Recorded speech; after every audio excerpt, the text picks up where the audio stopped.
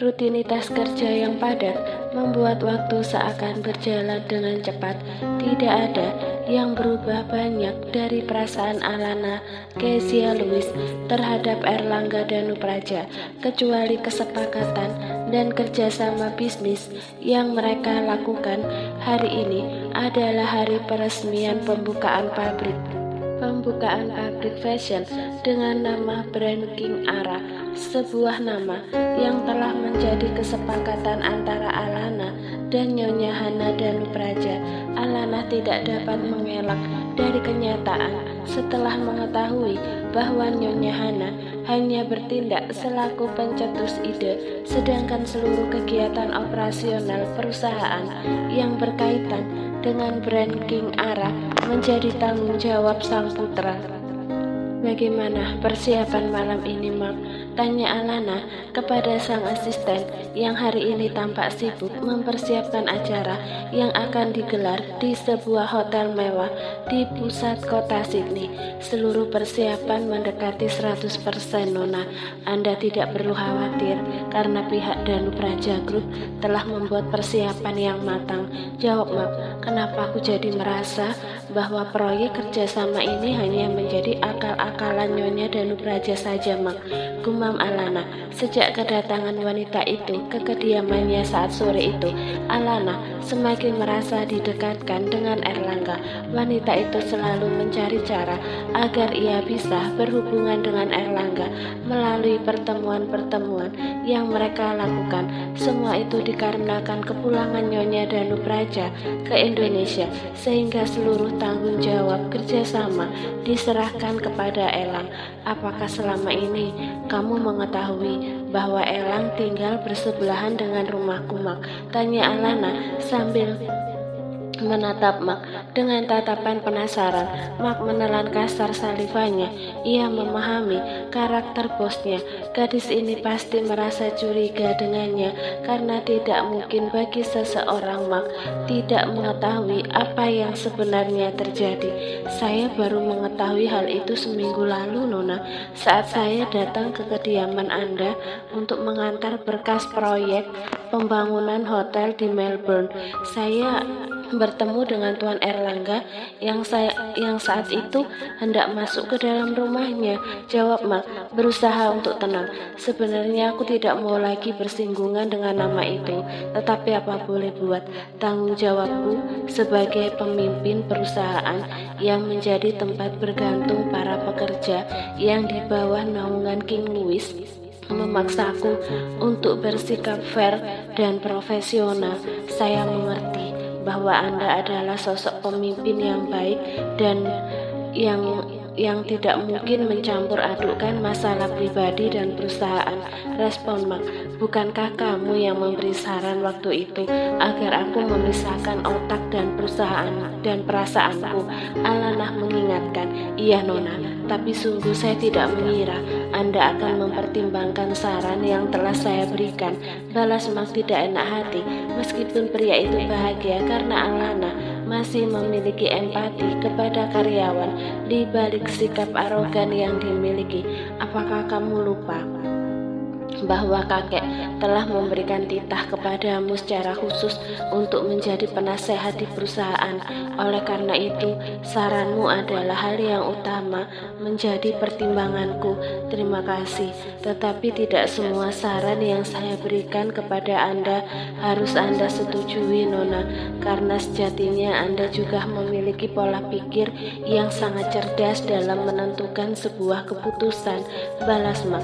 "Oh iya, aku membaca beberapa proposal pengajuan kerjasama dari beberapa perusahaan yang ingin menanamkan modal di King Ara. Salah satu nama itu adalah Robert Johnson. Apakah Robert Johnson ini memiliki hubungan khusus dengan beberapa kolega kita?" tanya Alana, memastikan Robert Johnson merupakan kerabat jauh Tuan Ramapati Danupraja, dan pria ini merupakan ayah dari seorang wanita bernama Gwen Johnson. "Gwen Johnson, bukankah dia wanita yang tidak tahu diri itu?" gumam Alana. "Iya, Nona. Apakah Anda mengenal wanita itu?" tanya Mak Pura-pura, sebenarnya aku tidak mengenal wanita itu, Mak. Bahkan aku hanya bertemu dengannya sekali. Saat itu bertemu dengannya di kafe dan secara tidak langsung mendengar mereka membicarakan diriku, akan melenyapkan diriku jika aku tetap berhubungan dengan Felix Orlando. Wanita itu juga menyuruh ayahnya untuk menjodohkan dirinya dengan Elang, tambah Alana. Sepertinya Anda harus berhati-hati. Dari beberapa informasi yang saya dapat, Gwen Johnson bersahabat baik dengan Caroline. Mereka memiliki kesamaan sifat. Si bisa berbuat sesuatu demi melancarkan niat mereka. Beberapa pejabat di negara ini pernah mengalami kehancuran karir karena memiliki hubungan dengan wanita bernama Caroline Huston.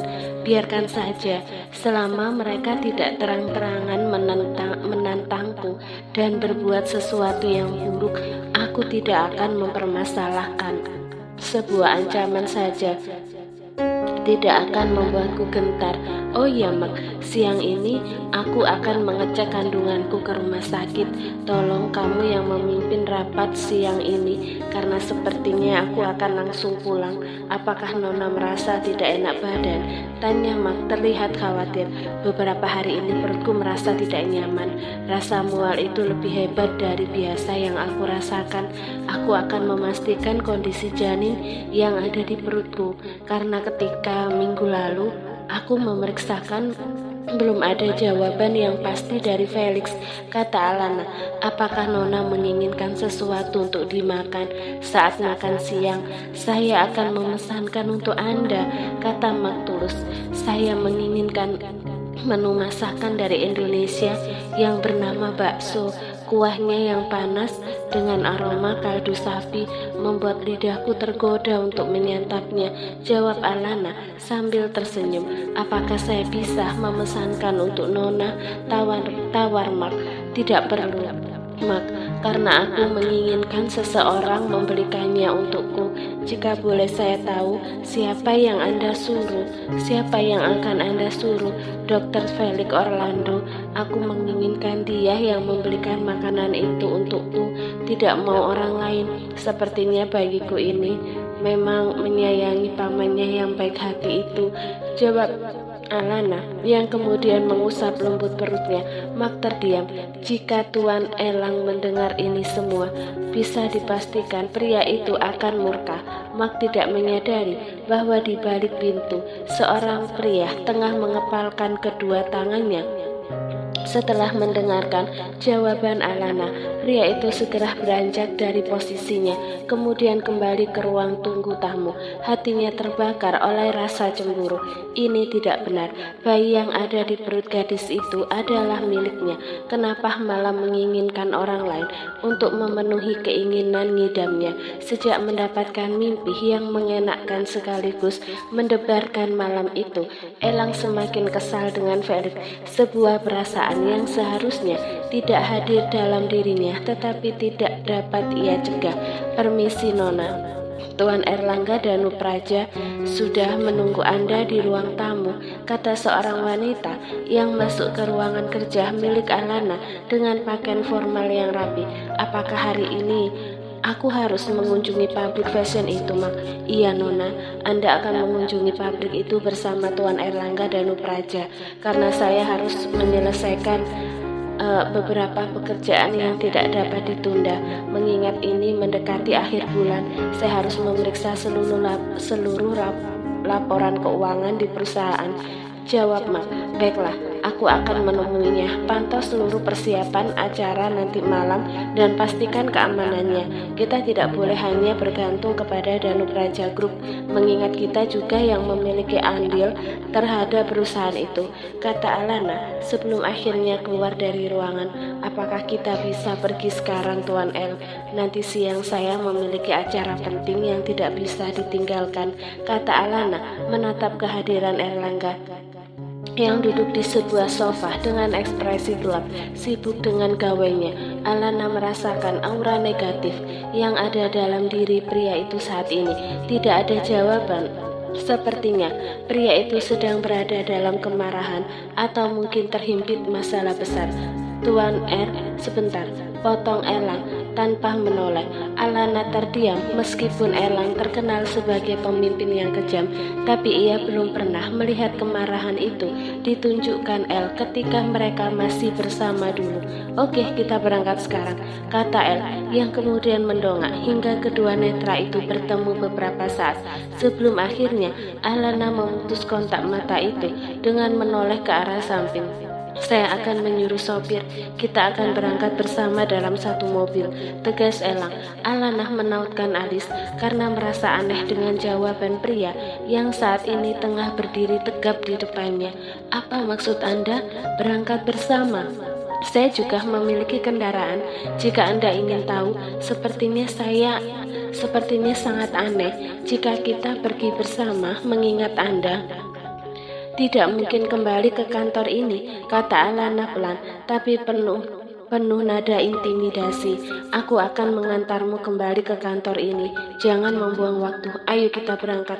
Alana sempat terdiam mendengar kalimat yang diucapkan Elang dengan ribuan pertanyaan yang ada dalam benaknya. Gadis itu akhirnya mengikuti langkah kaki Elang keluar dari perusahaan. Sebuah mobil sport mewah telah terparkir di parkiran King Louis Company. Elang membuka pintu depan, kemudian menyuruh Alana masuk. Apakah Anda tidak menyuruh sopir? Tanya gadis itu heran. Lagi pula kenapa saya duduk di depan? Saya akan duduk di belakang, Tuan El. Tambah Al merasa tidak terima oleh sikap semau sendiri yang ditunjukkan El kepadanya. Jangan bersikap formal jika kita tidak sedang berada dalam pekerjaan, tegas Elang. Lagi-lagi Alana menautkan alis karena heran. Ada apa dengan pria ini? Kenapa mendadak sikapnya sangat dingin? Lagi pula, setelah beberapa minggu pertemuan mereka dan sampai saat kemarin mereka membahas tentang pekerjaan, sepertinya semua berjalan baik-baik saja. Tetapi hari ini Elang sungguh berubah. Sikap seperti ini yang membuat Alana menjadi berdebar tak karuan. Pasang sabuk pengamanmu, perintah pria itu. Tuan, stop Al.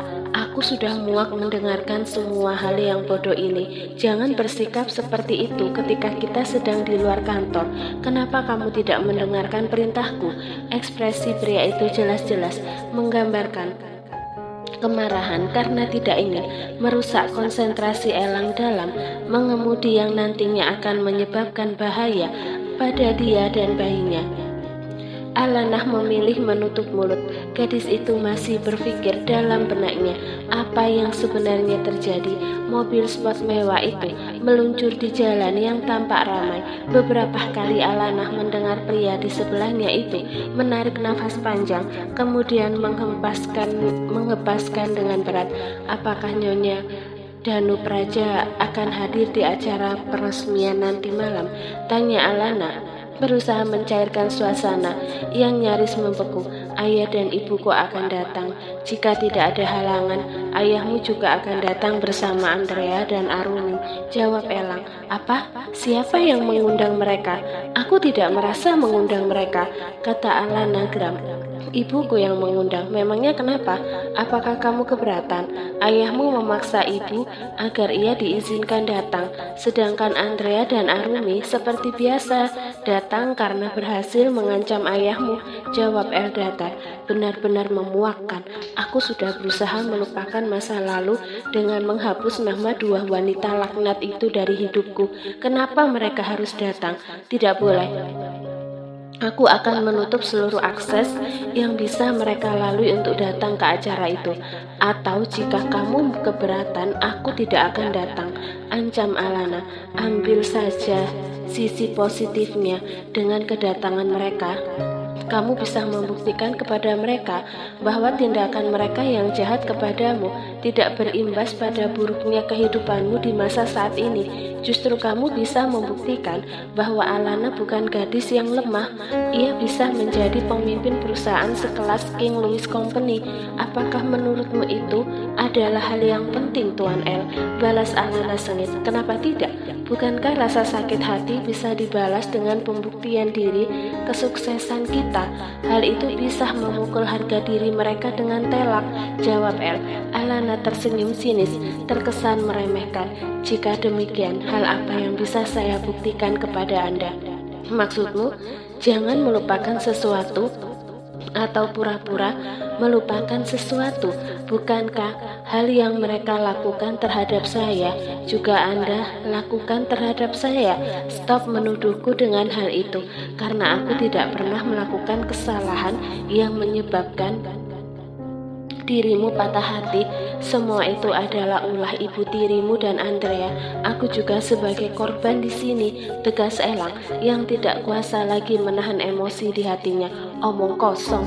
Aku pernah melihatmu satu kamar dengan Andrea, dan itu terjadi sebelum hal yang kau lakukan di hotel waktu itu dan berimbas pada pernikahanmu. Demi Tuhan, aku tidak pernah tidur dengan Andrea. Kenapa kamu tetap saja bersikukuh menuduhku pernah melakukan itu dengan Andrea? Karena aku melihatnya sendiri, El. Kamu ada di kamar yang sama dengan Andrea saat aku pulang dari kuliah, dan kulihat kamu sedang mencium Andrea.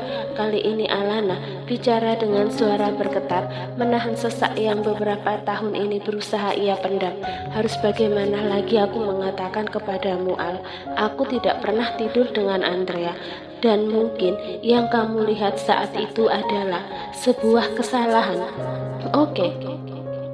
Kuakui aku pria bejat, tidak bermoral, tetapi itu kulakukan sebelum aku bertemu denganmu. Semenjak menjalin hubungan denganmu, aku tidak lagi menyentuh para jalang yang biasa kusewa untuk menyenangkan keinginanku. Aku tidak membutuhkan penjelasan panjang lebarmu itu. Saat ini, aku tidak ingin terlibat sesuatu yang menyangkut dengan masa lalu. Oh iya, apakah kamu tahu bahwa aku memiliki rencana untuk menikah dengan seseorang? Teriak Alana tiba-tiba. Gadis itu tidak menyangka bahwa Elang akan mengerem mobilnya mendadak hingga dahinya membentur dashboard mobil. Cara refleks Alana mengelus perutnya. Elang cukup shock dengan apa yang saat ini dilihatnya. Ia tidak berpikir jernih dan lupa bahwa saat ini gadis yang ada di sampingnya ini tengah mengandung bayinya. Apakah brengsek apa yang kamu lakukan? Apa salahku hingga kamu perlakukan aku seperti ini? Jika terjadi sesuatu dengan bayiku, maka aku bersumpah benar-benar tidak akan memaafkanmu, El. Aku membencimu sampai nadiku, sampai seluruh aliran darahku. Turunkan aku, teriak Alana histeris. Tidak, maafkan aku, Al. Aku tidak bermaksud menyakitimu, maafkan, kumohon. Dengan gerak refleks Elang membawa gadis itu ke dalam pelukannya. Untuk sesaat, Alana menikmati momen itu. Ia menangis dalam pelukan pria yang sejatinya tidak pernah bisa benar-benar ia benci. Ketika kesadaran itu kembali muncul dalam otak warasnya, Alana mendorong pria itu. Aku menyesali diriku yang bersedia menjalin kerjasama dengan segala hal yang berbau Danu Praja Group. Geram Alana. Kita bisa membicarakan ini baik-baik. Apakah kamu ingin ku antar ke dokter? Tanya Elang dengan nada sedikit lembut, karena merasa bersalah juga khawatir jika terjadi sesuatu dengan kandungan gadis ini. Alana mendesah lirih. Secara tidak sadar hari ini ia mengakui telah mengandung. Meskipun pria ini tidak akan tahu dengan siapa ia memiliki bayi itu. Antarkan aku kepada Dr. Felix Orlando, karena hanya dia, pria yang bisa membuatku nyaman saat ini.